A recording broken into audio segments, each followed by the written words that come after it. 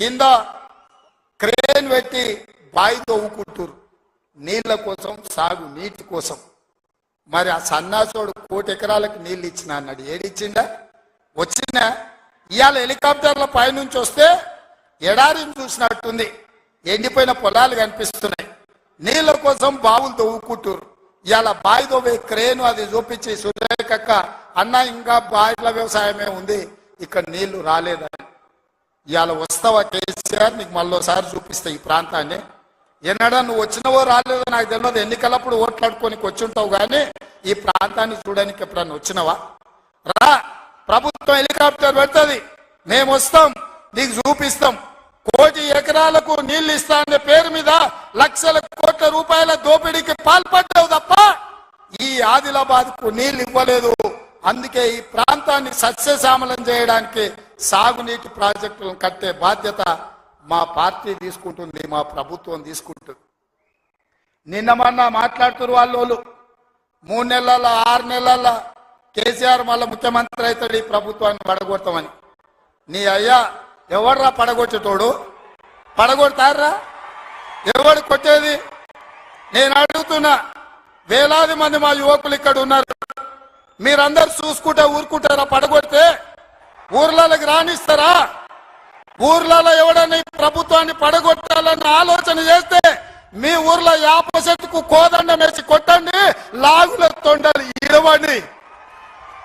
ఇది ప్రజలు ఎన్నుకున్న ప్రభుత్వం, ప్రజలు ఆశీర్వదించిన ప్రభుత్వం, ప్రజల కోసం పనిచేస్తున్న ప్రభుత్వం. ఇది ప్రజా ప్రభుత్వం. ఆడ అనుకుంటుండు 1,00,000 కోట్లు పెట్టి కట్టిన కాళేశ్వరం కూలినట్టు ఈ ప్రభుత్వం కూలుతుందని. నీ అయ్యా నువ్వు దోపిడీకి పాల్పడ్డావు కాబట్టి ఆ కాళేశ్వరం గాలి వస్తే కొట్టుకుపోయింది. ఈ ప్రభుత్వం గాలి కాదు కదా, నీ ఖాందాన్ మొత్తం వచ్చినా బోర్ల బొక్కలు పండబెట్టి తొక్కుతాం. ఎవడని ప్రభుత్వం పడుతుందనో 6 నెలలకో 3 నెలలకో కేసీఆర్ ముఖ్యమంత్రి అవుతాడని చెప్పిండంటే మూతి పండ్లు రాలుతాయని నేను చెప్పదలుచుకున్నా. ఇంకా మనమన్నా చూసిన నిత్యానంద స్వామి అని ఒక ఆయన ఉన్నాడు, తెలుసు కదా మీకు అందరికీ. ఆయన ఇక్కడక్కడైతే లాభం లేదని పోయి ఎన్నో దీవి కొనుక్కొని దానికి రాజని ప్రకటించుకున్నాడు. ఇక కేసీఆర్ సంపాదించిన అక్రమ సంపాదన ఉంటే పోయి ఏమన్నా అడవిలో పోయి ఎక్కడన్నా పోయి దీవులలో పోయి దీవి కొనుక్కొని దానికి రాజు అని ప్రకటించుకోవాల్సిందే, లేకపోతే ఆయన ఫామ్ హౌస్కి ఆయన ముఖ్యమంత్రి కావాల్సిందే తప్ప ఈ తెలంగాణ రాష్ట్రానికి మళ్ళీ జన్మలో ముఖ్యమంత్రి కాదు కదా, మంత్రి పదవి కూడా కేసీఆర్కు రాదని నేను చెప్పదలుచుకున్నా. నువ్వు చేసిన పాపాలకు నువ్వు పాపాల భైరవుడివి.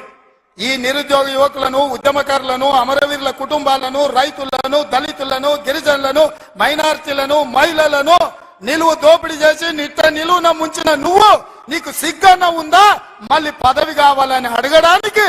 నీకు కొంచెమైనా రోషం ఉన్నదా అని నేను అడుగుతున్నా. ఆయన మాట్లాడుతున్నాడు 6 నుంచి 8 పార్లమెంట్లు వస్తాయి. ఏంటికి వస్తాయా?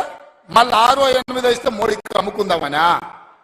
మొదటిసారి 12 ఇస్తే మోడీకి అమ్మినావు, రెండోసారి 9 ఇస్తే తీసుకుపోయి మోడీకి అమ్మినావు. మారు బేరగాలి కాక ఈడ ఎంపీలు కొనాలి, ఈడ ఎంపీలు గెలవాలి, ఢిల్లీకి వెళ్ళి మోడీకి అమ్ముకోవాలి. దీనికోసమేనా నీకేసేది? నేను ఇవాళ సూటిగా కేసీఆర్ని అడుగుతున్నా. ఈ దేశంలో ఉన్నాయి 2, ఒకటి ఎన్డీఏ కూటమి, రెండోది ఇండియా కూటమి. ఎన్డీఏ కూటమికి మోడీ ఉన్నాడు, ఇండియా కూటమికి మేమున్నాం. మా దాంట్లోకి రానీయము, మా నీడ కూడా తాకనీయం. ఆ ఇంటి మీద పిట్ట ఈ ఇంటి మీద కాలిస్తే కాల్చి అవతలేస్తాం. నువ్వు ఎట్లకెళ్ళైతావా? మరి నేను అడుగుతున్నా, ఎట్లకెళ్ళైతావు? 1, 2 ఏదైనా గెలిస్తే ఢిల్లీలో తాకట్టు పెట్టి మోడీ దగ్గర గులాంగిరి చేయిస్తాడు ఆయన. అందుకే మిత్రులారా ఆలోచన చేయండి.